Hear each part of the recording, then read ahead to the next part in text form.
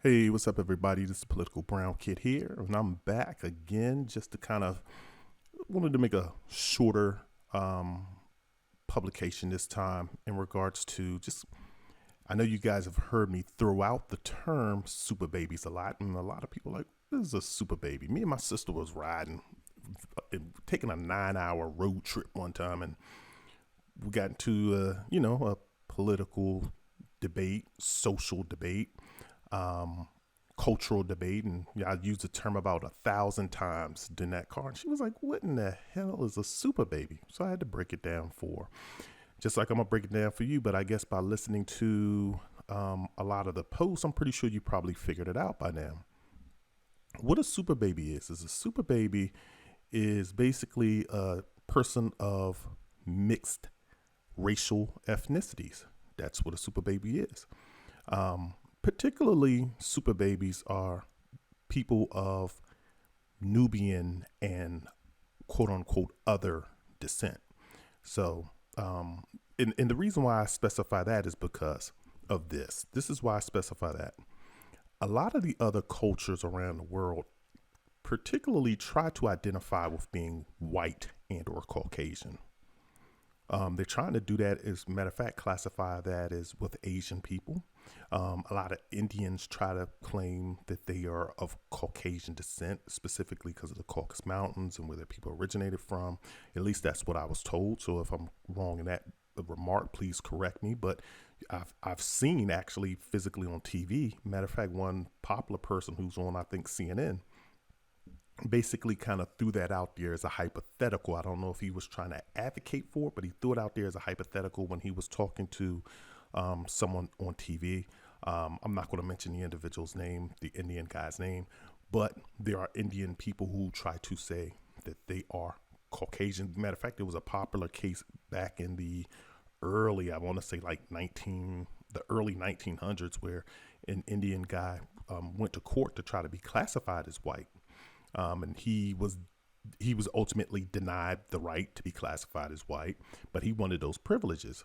And also, if you look at too with Asians, there are some Asians are very proud of their culture and community, but I think I don't know whether it's being steered by Caucasians to have Asians classified as white or whatever, but that is kind of a movement that's going on subtly right now as well. So that's the reason why I'm saying super babies are really particularly those individuals who are of Nubian descent mixed with other racial ethnicity. And the reason why they're super babies is because of this. Because if you look at this world today, everyone thinks that in order to achieve racial harmony, and you look at the ignorant statements from a few people like Bill Maher. I've heard Bill Maher kind of say it. I haven't listened to him lately because like I told you, I'm kind of through with him. I've heard other people insinuate it. I even heard a black publication, I want to say it's from the Caribbean, because they were talking about Ziggy Marley and his ignorant statement. I shouldn't even really call it a statement. He wrote a song basically saying he wasn't black, he wasn't white, he's just this being. And the paper was just like, well, we're glad for Ziggy Marley because there's so much hatred and racism in the world. You know, basically everyone is so tired of race.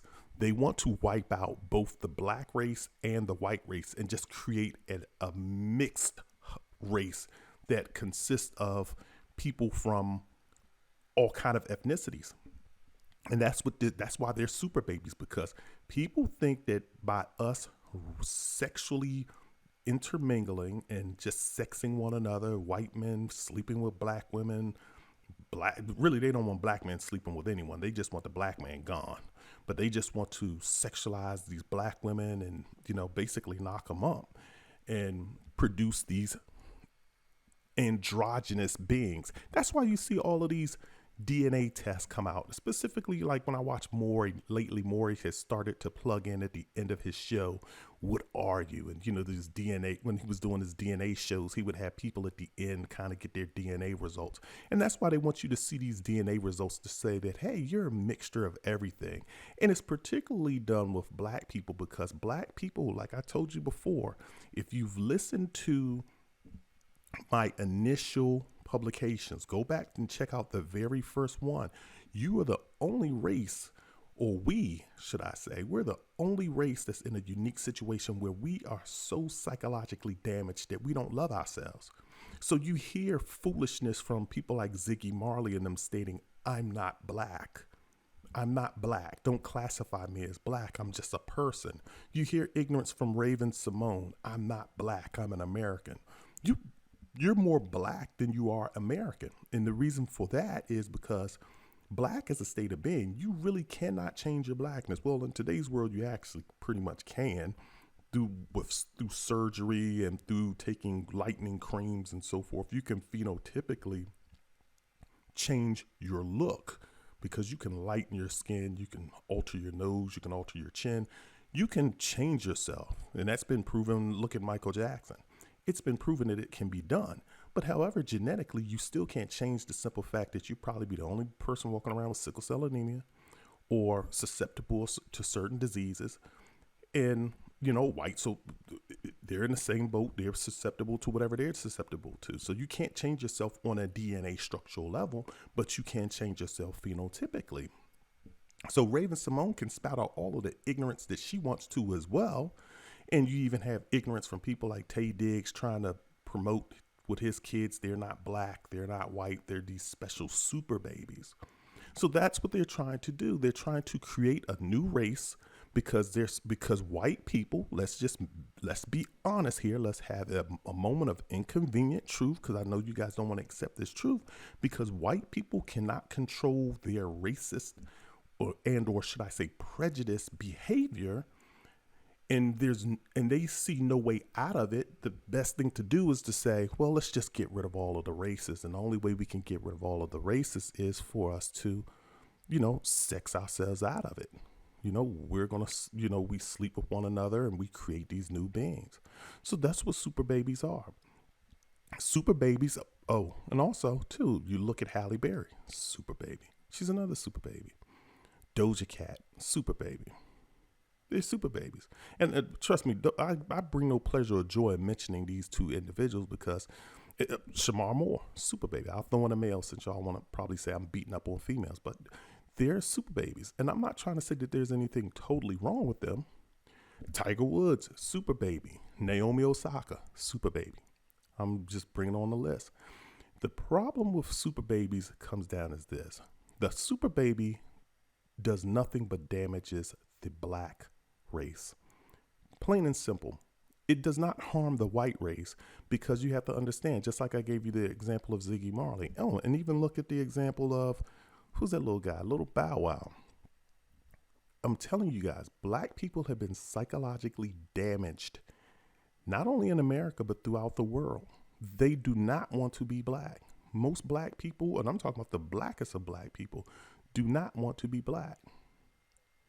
Deep down inside, they look for a way. If you watch and you go back and do your history on Little Bow Wow, when these, like I told you, these DNA tests did not do anything. They were not advantageous for us, these DNA tests, because all it did was tell people, oh, I'm not as black as, I'm not 100% black, so I'm not really black, as Bow Wow was stating. I'm not trying to say he stated that off a DNA test, but he started making posts like, I'm not really black. You should look at XYZ side of my family.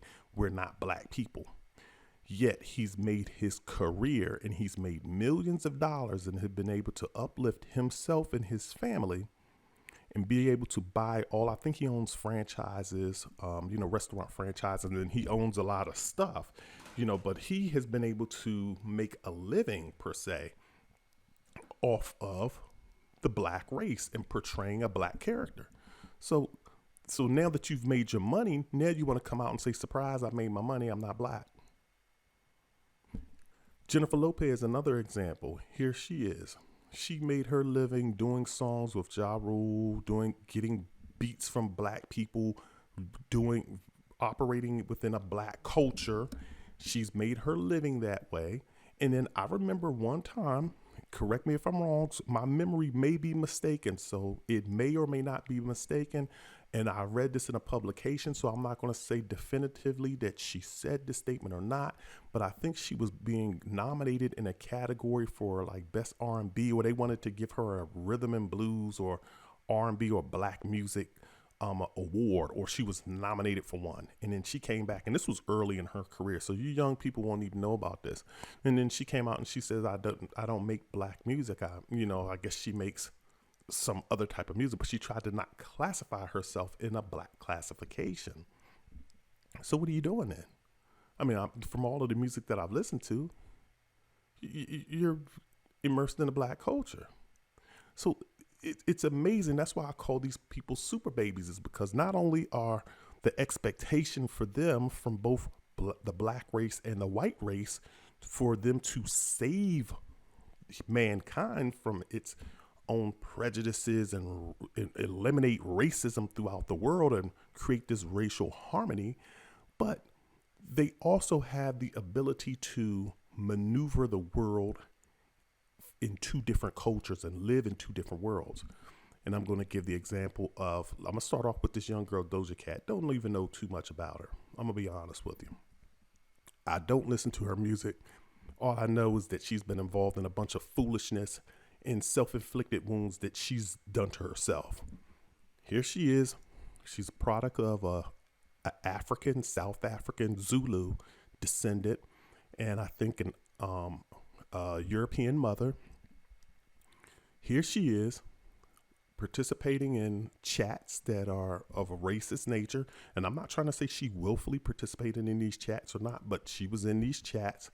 Here you are, mixed race. So you have a lighter skin, lighter complexion. So black people, we already have this colorism going in. White people, if you want to learn about colorism, you need to. And I'm pretty sure you guys already know, but you guys, white people love to play dumb. Like, I didn't know that the black community suffered from that. And they do. They know that we have colorism issues going on in our community. So here you have a young girl, Doja Cat, who's black, but she's a lighter skinned black. So she gets to operate in the black world when she wants to by making black music, rapping. She's afforded the ability to say the N-word and throw around the N-word and live in the black culture. But then she also gets to step away. And this is where the super baby powers really kick in, because they realize that they not only have this ability to save the planet from racism, but they also get to live in dual worlds, because now she gets to go into these chats and, she can say these things within these chat rooms. She can come back and say, well, I'm not trying to say that she said this, but I'm just giving an example of what a mixed race person could do. Mixed race people can be like, well, I'm not really black because my mother's white. Boom, boom, boom, boom, boom. And, look at me. I got straight hair and I got lighter skin. I'm not really black. So they get to live in this dual world where they're black enough to say the N-word and use the N-word pervasively and prevalently throughout their music and throughout their daily conversations. They get to use the N-word, but then they get to step away and be with their white boyfriend, Doja Cat. That's all she does. She dates white men, like a lot of these young black girls are doing nowadays. These young black girls are now just dating white men. And I'm not talking about just a white man who thinks he's black. She's dating pure white men. Like, he looks like a straight up white guy. And then they justify by saying it doesn't matter who I love. Yeah, well, it kind of does. If you claim to be black and you're part of the black culture, it does matter. So they get to live in this dual world where they're black, but then they get to say, well, I'm not really black when it's convenient for them. Look at Halle Berry. I'm being honest with you.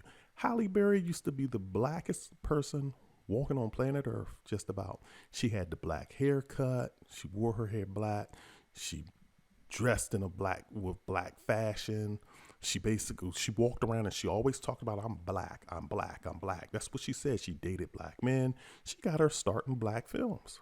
She did. But once the white man discovered, Halle Berry's power, or I guess, quote unquote, beauty, and beauty's subjective, because, I think she's okay. But, some people think that she's fantastic looking.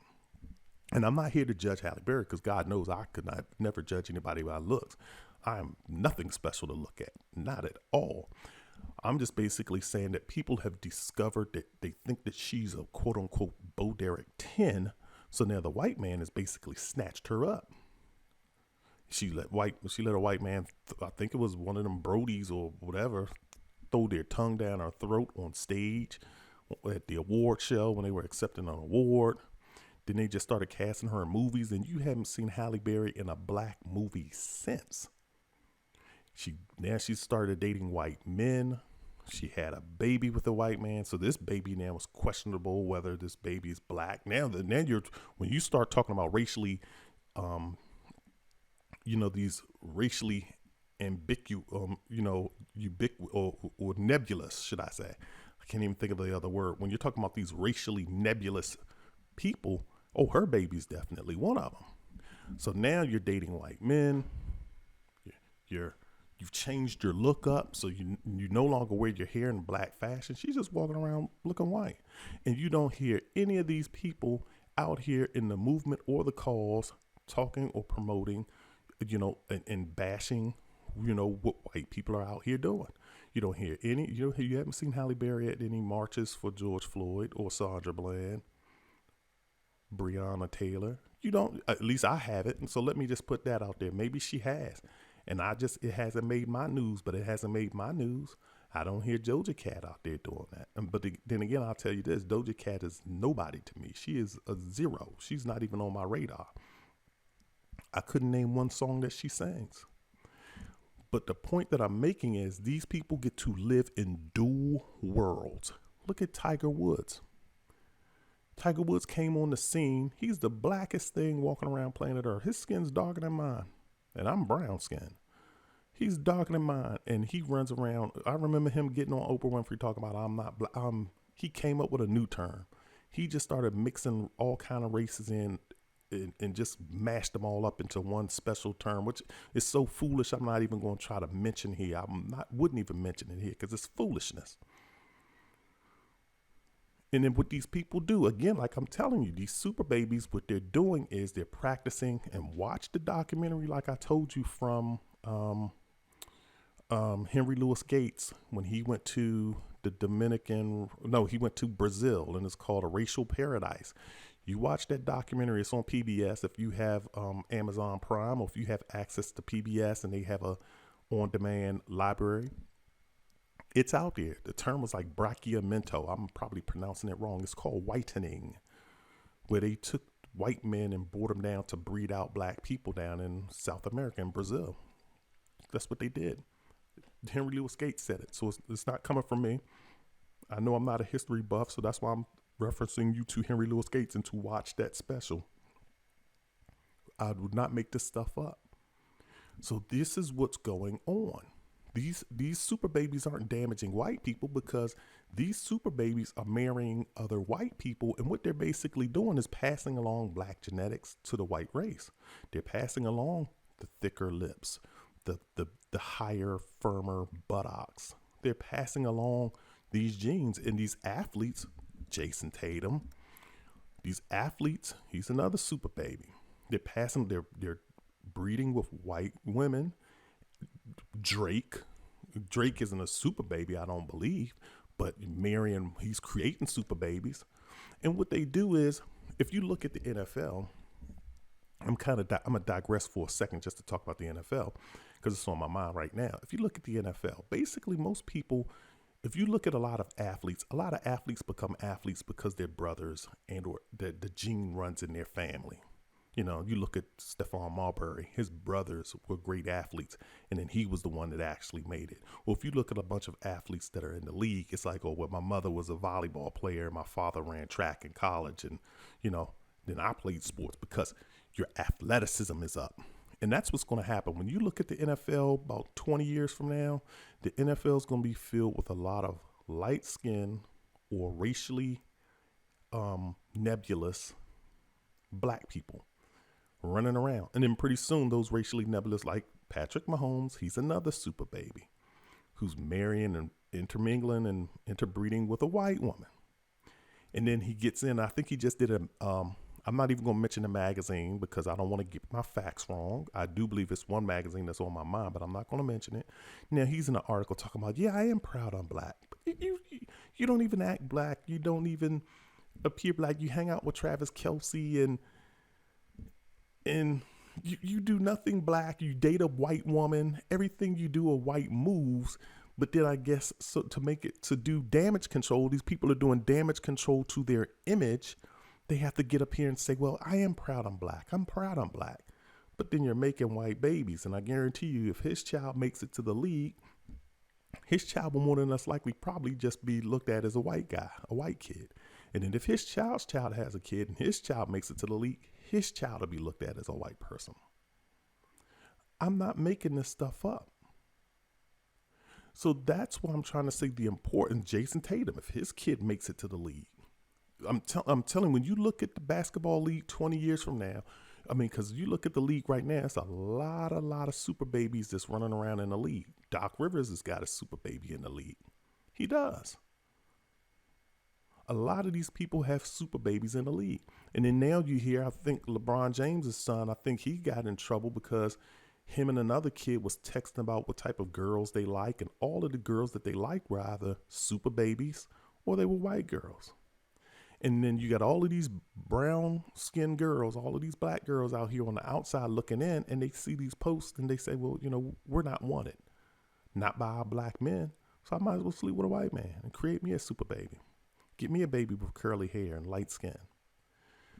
The super baby does nothing but damage the black race. They do. Now, sometimes the super baby will have a misstep. Because like I told you, super babies try to live in two worlds. They try to be black when they think that they can get away with being black. And they use the N word, like, you know, like a lot of these people do. And then they want to come back and then they want to act white, date white, be white. And then when you try to question why are they dating white, they say, well, what difference does it make? Love is colorblind. And they try to make you seem like you're wrong. But there's no moves that they're doing that insinuates that they are a part of the black race. None at all. Shamar Moore, I remember him just about a month or so ago, I guess when this whole racial stuff has been bubbling up. You know, this is a part of the Superbaby. This is one of their, I guess one of their downfalls, or one of their, you know, kind of, I guess, should I say the kryptonite of the Superbaby. You know, every superhero has a weakness, and one of their weaknesses, they're confused. They are, because just like with the statement that Shamar Moore said, he's like, I'm black, but I can't deny my whites, but I'm also white. So I love my blackness, but I love being white too. They're really kind of confused as far as for who they are in this world. And so I guess they're waiting to create the third race, which will be the super baby race, or they're just going to be classified as mixed, whatever. Because you see, but black people don't realize this, but white America is trying to take you to where they took South Africa. South Africa did this whole thing with they separating up the black race. They created a black race, and then they created a colored race, which is for people like who are mongrels or mulattoes or, you know, mixed race, whichever term you want to use. And none of those terms are offensive. But they're using those. They're trying to classify our people. And it's a way, again, like I told you, it's a way of whitening individuals.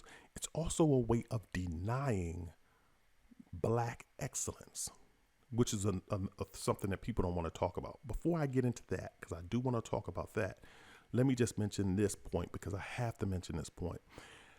There was an article, and this is where I talk about super babies try to have that power of living in both worlds. Here it is. If you guys don't know Zoe Saldana, whatever, how the heck you say her name? Zoe Saldana, she plays in a lot of white movies. She loves the white man. She loves the white man so much. She's married to a white man, has super babies of her own. So she has super babies. You never hear Zoe Saldana talk about her, and she doesn't live in the black world. Everything she does, she makes moves with white people. She just does. Christina Milian does too. Now she's linked herself up with a white man, and now she says she's Latina. So she doesn't even talk about her white side, her black side. So, but let's just focus on Zoe Saldana for a quick second here. Zoe Saldana lives in a white world. You don't see her around black people at all. And she wondered why she got in trouble about this Nina Simone film. And I just saw an article, I bookmarked it, and it was on my Google News, where she came out and said that I guess she regretted trying to play trying to play Nina Simone, putting on a prosthetic nose and darkening her skin to play this role. She felt as though just because she's black, and here we go again, like I said, it's always with these black artists. That's why I'm focusing on them, because they're in the media. So, I can't really pick out the ones in life, but regular life. But in black media, when the money dries up from them playing in all these Star Trek reboots or these Avatar reboots, and when they need a job, and the white man won't give them a role in as a leading white woman in a white film, or they're looking for a white woman to play this role, then they want to backtrack and say, well, I'll make a film about Nina Simone. And I'm not trying to say that that's what happened, but that's what possibly could have happened. Her money dried up in other places, or she was looking for, maybe her money didn't dry up. She's got plenty of money in the bank, but she just wanted to work. And she felt as though she was entitled, because she can classify herself as black, that she wants to play Nina Simone.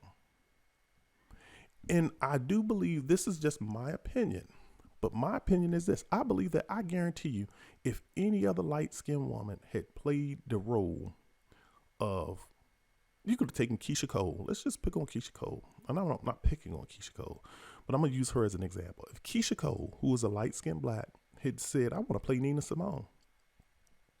If Keisha Cole had done that role, Keisha Cole may have gotten some backlash just from the simple fact that people probably would have said, well, why not just pick a darker skinned person to play in that role, which is understandable. But they would not have crucified Keisha Cole in the way that they crucified Zoe Saldana. And the difference between Keisha Cole and Zoe Saldana is this. Keisha Cole lives in a black world. Keisha Cole, every move you make has been, even though she did make a little statement at one point in time, she had a bow wow moment where she tried to say that she wasn't really black, and her father is black. Her father's black. Her mother's black. But she, at one point in time, she didn't know who her father was. And she assumed, because she has light skin and fair hair, that her father was white. And I do remember watching one of episodes of her shows, when she had a show with her mother and stuff, when she had her show on BET, that her mother told her that her father was not black, but she's still black nonetheless. But if she had did that Nina Simone role, people probably wouldn't have complained as much, because it's Keisha Cole. She lives in a black world. So that's the point that I'm trying to make. That's the difference between a Zoe Saldana and a Keisha Cole. It's going to be the difference between a Patrick Mahomes and a Dwayne Wade or somebody. Dwayne Wade lives in a black world. He lives in the culture. Patrick Mahomes does not. See, people think blackness is just about your appearance. No, blackness is more about it's about your appearance and how you live your life. Just like the girl in college told me when I tried to date her, and she was a Muslim girl. Go back and check out my previous posts when I talked about that. She told me, I can't date you if you're not a Muslim, because being a Muslim isn't just about a faith, it's a way of life. And that's the same thing with being black. It's not just about your black, it's a way of life and what I have to go through.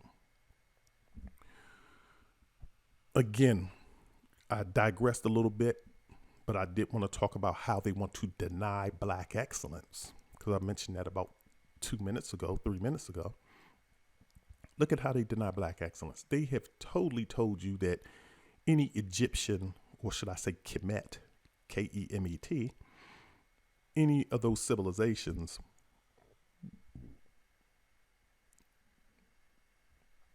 they told you that those civilizations were not black. And the reason why they tell you that is because Egypt was so great.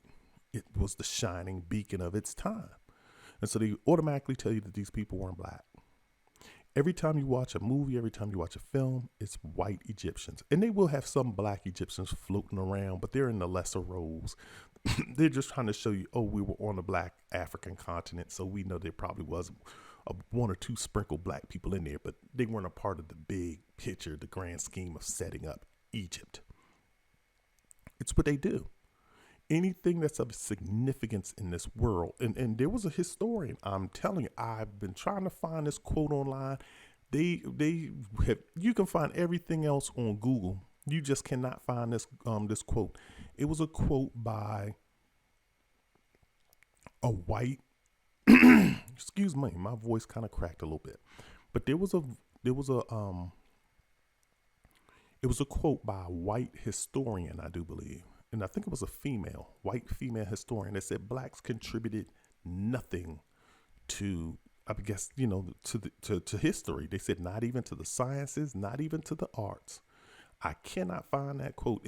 I'm paraphrasing that quote somewhat, but if you look at how we are portrayed in the media, and that quote was like from the 1950s, 1930s, somewhere around there. That quote is an old racist quote. But if you look at the moves that they make today, that's the way it's portrayed. White people try to make it seem like we've come so far, but we have not. Because when you look at them create movies like Gods of Egypt, and they put a bunch of white people running around Africa, building up great civilizations. When you watch all of these History Channel shows and all of these specials, when they try to show Tutankhamun and Nefertiti and so forth as being white individuals or very light-skinned individuals, it is a slap in the face. And so what I'm trying to say for that is when we're talking about these super babies, they do the same thing. When Barack Obama got elected, or when he was running, I'm going to be honest with you, I really did not want to vote for that man. Just for the simple fact that when I was in my workforce, I had to listen to these young white kids who they were entitled. You could tell that they were going to be the future leaders of our organization. And I think they probably are now. I left. I got out of there. But these young kids used to go over to this black guy's cube because they like talking politics to him. And they would go into his cube and they would say, yeah, well, Obama was raised by his white mother and his white grandparents. And, they always wanted to plug that in that, he's half white. They always made it seem like it was to take away that power of a black president. I was told, and I was told, let me just say this because I was going to say something else, but since I already started the thought, I had a female, a Latina female, light-skinned Latina. I would say she was probably more of the Caucasian Latina. She was at my job. I worked with her. Nice woman, sat by her. Me and her just happened to be talking. And we kind of started talking about Obama and politics. And, I started mentioning something. And she started saying, and she was like, she told me so-and-so, he is not a black man. He is of mixed race. He is a mixed person. He's not black. That's what she told me. I lie to you not. She's also had other views too, like about the reason why the Haitians have been had to deal with that horrible earthquake and killed all of those people was because, they're not Christians and, they worship something, voodoo, I think. That's what she said. This is coming from the Christian mind. That's why I can't stand a Christian. And, you Christians may get mad at me, but I cannot stand a Christian. Christians come up with the wildest things out of their mouths. So God basically just wiped out a whole bunch of Haitians because I guess they were just backsliding heathens who practice voodoo. But she also told me that, yeah, Obama's not black. And so this is what we have to go. And when Obama was running for president, for all of you younger people who may not know, but I'm old enough to know, when Obama was running for president, that's all you kept hearing about, his white mother and his white grandmother. And then you heard about some old white lover that he had who wrote this letter talking about, I don't think my whiteness, he's going to leave me for a black woman. And that's all you kept hearing about it just was the dilution of his blackness. And then people wanted to say, well, he's of mixed race. And, that's all you kept hearing. You had this mixed race man. Even people on the news, even black people on news saying he's of mixed race and he's helping, like this Superbaby is going to help us. That's what they're basically saying. He's both black and white. We can both embrace him. That's what they were saying on the news. And now they're doing the same thing with Kamala Harris. And trust me, that is the reason why I'm going to say it right now. I am not voting this year. I'm not voting for the other party. I'm just not voting, period. I'm going to vote locally. I'm not voting for this election.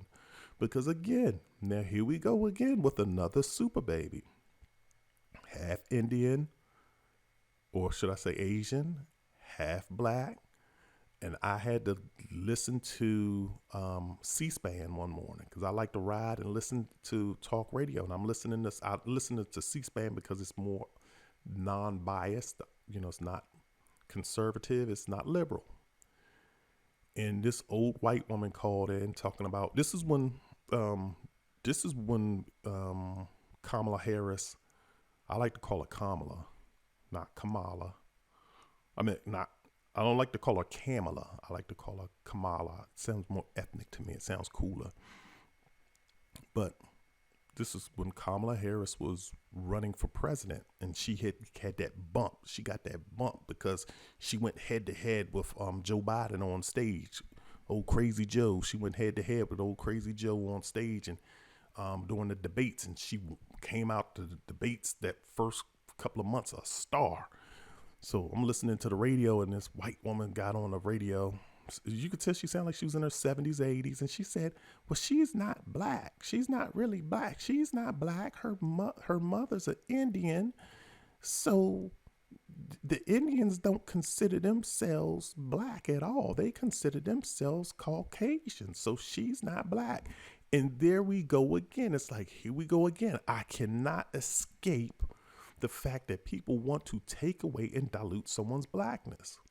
But that's what these super babies do. And again, here's another super baby, Kamala Harris, married to a white man. That's what these super babies are doing. So it's like, I can't root for them. But that's what the super babies are doing. The super babies are basically here to wipe out the black race. They're here to eliminate racism. That's what white people want them to do. But one of the side effects to them doing that is really they're here to lighten up the black race, to make us more acceptable. Isn't that what Joe Biden said? Remember Joe Biden when Obama was running? Obama was running, and Joe Biden said, "Well, you know, he's a lighter skinned black and he's articulate." This is coming from you liberals. Coming from liberals. This is the bull crap that we have to do as black people. We have to deal with. Even the people who are our allies say stupid stuff. You know, just because so Jesse Jackson, who's been more in the movement, isn't acceptable, but Obama is, because he's lighter skinned and he's articulate. Like Jesse Jackson isn't articulate. This is the type of stuff that kind of gets to me when we talk about these super babies. Naomi Osaka, super baby. She done fled, and her and Rui Hachimura, another super baby. Here it is, gotten their gifts and their talents, probably their physical, gifts and physical athletic talents from their black genetics, but they live in a Japanese world because the Japanese people, and think about this, Japan and all of them people didn't accept blacks, people intermingling. You used to be shunned when you married a black person. You were rejected from your culture from being mixed with a black person. Now, because these people are stars, because I'm going to tell you something, Americans, I can't speak for other countries, but I can. Most human beings throughout this globe, they respect nothing. You could be the smartest person on planet Earth. You could have the cure for cancer. But people are not going to listen to you unless you are a rapper, an actor, a singer, or an athlete. That's the only people that get respect in this world. If a person came out, if a regular Joe came out with a 4.0 of college and they gave you the cure for cancer, and LeBron James came around and said, no, that cure ain't right, I got a better cure, I can guarantee you everybody's going to take LeBron's cure over that other cure. And this is no disrespect to LeBron, but it just goes to show you the influence and power that being an athlete has on stuff that is non-athletic. They're the only person, when you start hearing about race in America, people are talking and asking Steph Curry. Like, why do I care about what Steph Curry thinks about race in America? Why not ask somebody who's in the grind? Steph Curry isn't in the grind. He's a superstar. He has transcended race. He has. Michael Jackson transcended race. When you're an entertainer, you transcend race. But yet people want to ask their opinion on what race is. Ask somebody who's really in the fight. You're going to get a real answer. You just are. So, but now we're faced with, again, Kamala Harris. And again, here's another mixed race Superbaby, married to a white man. I guess she chose not to procreate. I'm thinking she's too old to now procreate. Well, she's probably never too old, but she's probably past that point in her life. I don't know if she has kids. I don't think she does. But here it is, another Superbaby, married to a white man. They're the only people who are acceptable in this culture. A black person who's totally, quote unquote, who's of darker hue and who comes from a totally black background is not acceptable for president. They're not acceptable for leading roles in TV shows. Like I told y'all, Queen Sugar, Greenleaf. These are black networks that won't even put black people in starring roles. The starring characters are all light skinned and of mixed race, possibly. So that's what a Superbaby is. I just wanted to touch on that. So I hope you guys learned something. Before I go to, since I mentioned the term Superbaby, let me mention the term because I also did something on proctoring and savoying. So I'm just going to say this because you younger kids may not know this. When I say proctoring and savoying, you have to know what a proctor is or a savoy.